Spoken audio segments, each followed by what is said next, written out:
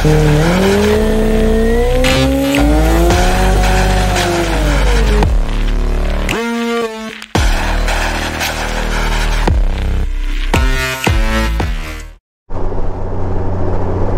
is up, YouTube? Welcome to Geo Journeys. We're in beautiful Colorado today, and we're heading, actually we're in Granby, Colorado. Spent the night there last night, and then we're heading down to Canyon City. It's gonna be about 260 miles of this. Beautiful. The trip has been fantastic so far. Bike's running great, the weather's been great. We dodged a few storms, but just hit a little sprinkle at one point.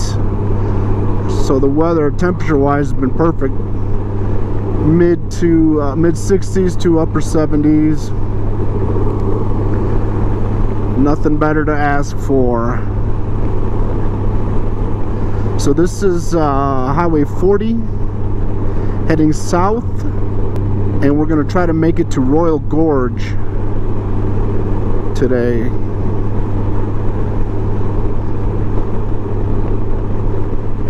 So I've got Boyd right in front of me, brand new Yamaha Venture.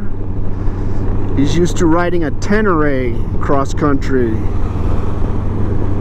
So you can only imagine how much more comfortable he is on that beast. And then in front of him, our pack leader, Ernie, on the Harley Davidson. He's in charge of planning all our routes and making sure we see some beautiful things. Boyd and I are just along for the ride.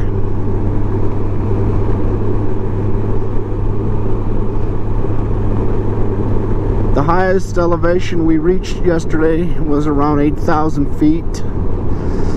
We hit Highway 41 or Motorway 41. We hit 14 on the way from Cheyenne to Granby, and it was spectacular. I've got a lot of footage of that I'll be putting up. Unfortunately, the sound on my GoPro zonked out on me, so there won't be any sound, but you'll get to see the beautiful ride we had yesterday.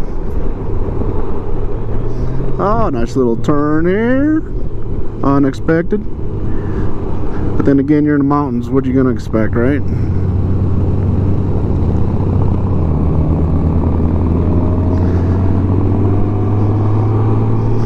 And here we go climbing. So because of the sound issues, I had to mount my helmet cam and use it, which I hate. I hate people's helmet cams. Too much turning. So I'll try to be as steady as possible, panning when I need to show you some of what I see. But easier said than done. Well, we climbed quickly, didn't we? It's amazing.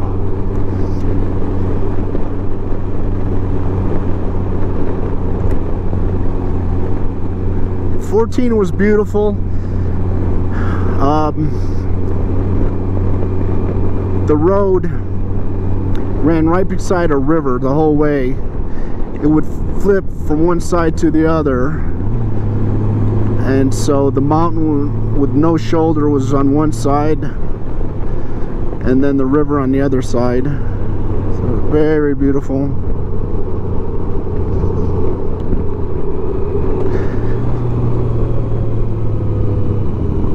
The turns were 45-mile-an-hour turns. There were some 35. but nothing crazy. You didn't really have to bear down and ride the bike. You can enjoy the ride. I prefer those types of roads. I've ridden the Tail of the Dragon, and that road, you have to concentrate on the bike the whole time. Not much scenery to see, all the trees and stuff, but you're really focusing on that bike 100%. This road, for instance, you can take a look and see and ride without having to focus solely on the bike.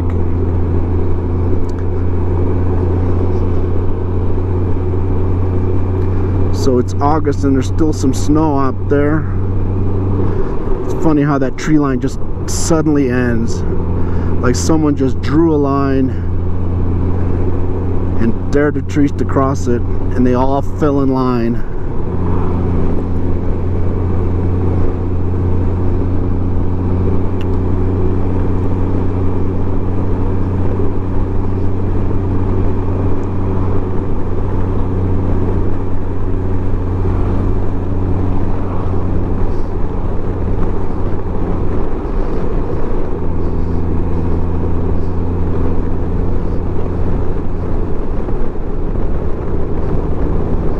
I got to test out the suspension really thoroughly yesterday. There were a lot of twisted turns where the pavement was all chopped up, either currently being repaired or previously being repaired, and the bike amazed me. It just settled into the line, no fidgeting, no wallowing, and it was a big show for what that suspension does. Inspired a lot of confidence.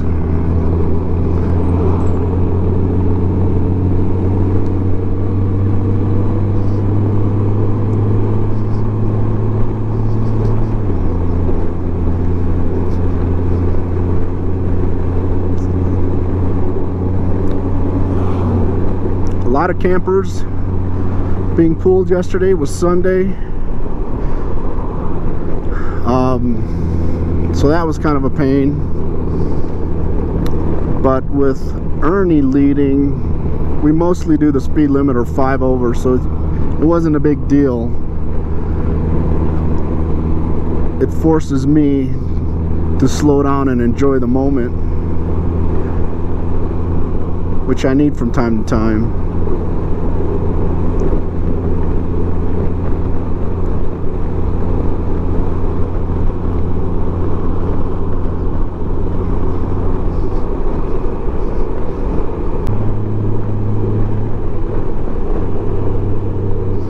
Going up there. There we go.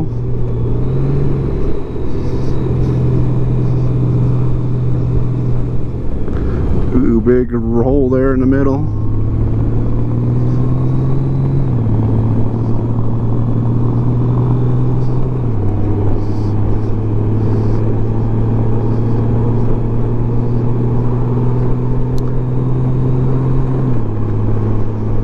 So I think Colorado was one of the first states God created.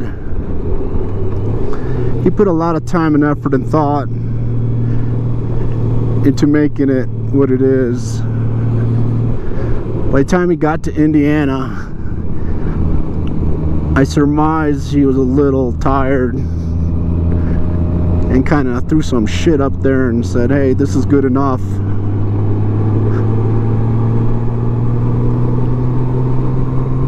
Well, after a little short break for a picture on Berthoud Pass, we're climbing down this bad boy. Freshly paved, I love it, nice and smooth. Clear Creek County.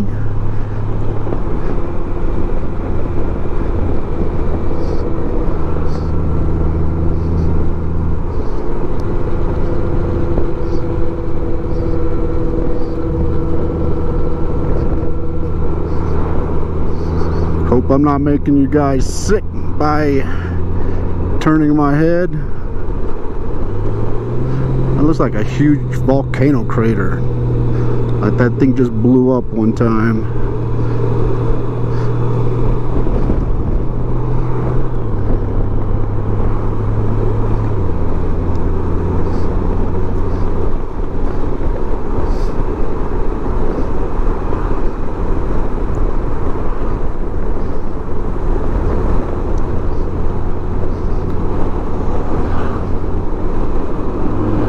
So a good friend of ours, Charlene, aka Char, has made stickers for us, makes them every year, OFR stickers. So Boyd's been tagging places with our stickers. We hit a restaurant and now this little station's bathroom. So yeah, we're full-size grown adults that refuse to grow up.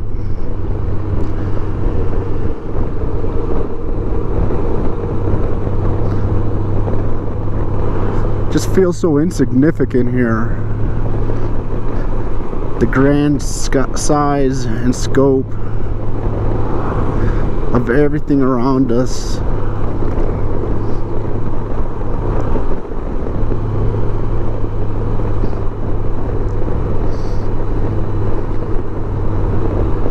And we get stuck behind a truck.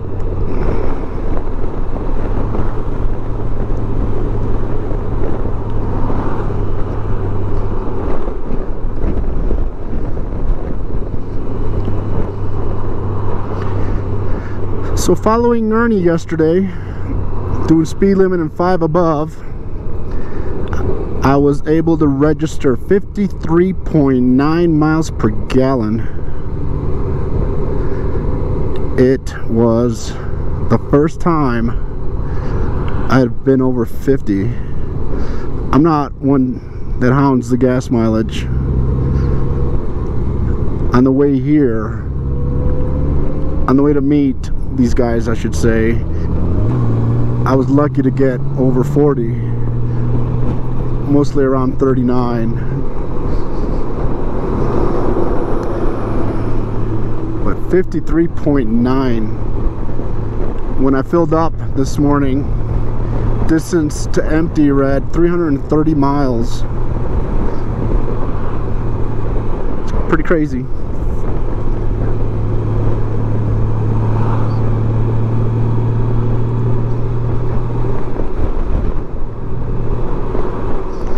Well, other than this big old beast right there, it seems like the other side was a little more scenic.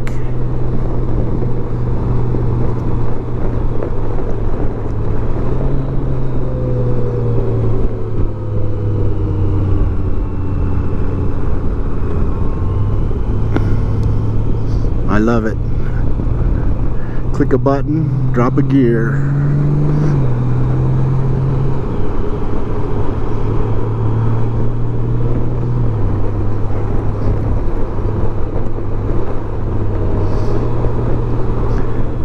Boyd does a little off-road adventure riding with his Tenere, and his buddy has the Africa Twin with the DCT, and he said he was amazed that that thing would be in the right gear every time, whereas he would have to fumble to find the right gear at times. The Africa Twin was just right there. It surprised him. He was actually looking to get a Goldwing when he bought the Yamaha in February, but his dealer wasn't dealing They were asking 27 for an 18. So he bought that Yamaha Venture for $18,900. There's a birdie. You look at that thing and you say, man, I could climb that. The type A personality in me says I can climb that. In reality, I'd have a heart attack just putting my hiking boots on.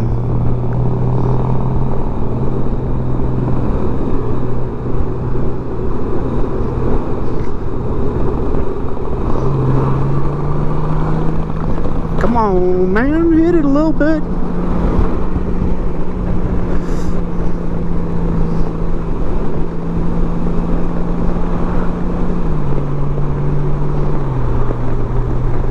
So I like how if you hit this thing hard, if you punch it, give it gas to overpass, and it kicks down a gear or even two, that it stays in that mode. It doesn't automatically upshift. It'll hold that lower gear a little longer. It's like it's thinking that maybe this guy wants to be a little more spirited. I like that. Most of the time I'll have to manually upshift.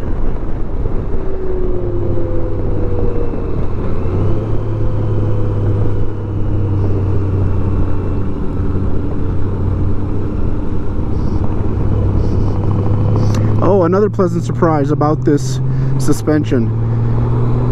The tar snakes on the road, where they seal the cracks and fissures. You numbhead. I had to refrain from saying what I really wanted to say.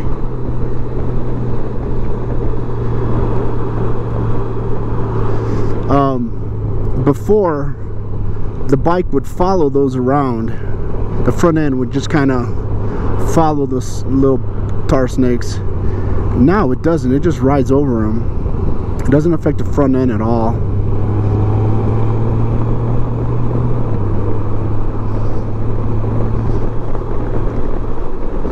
See, I assumed it was common knowledge you don't split between a group of bikes. But then again, I assume it's common knowledge that the left lane is a passing lane, and that is my pet peeve of all time. Those that camp in the passing lane.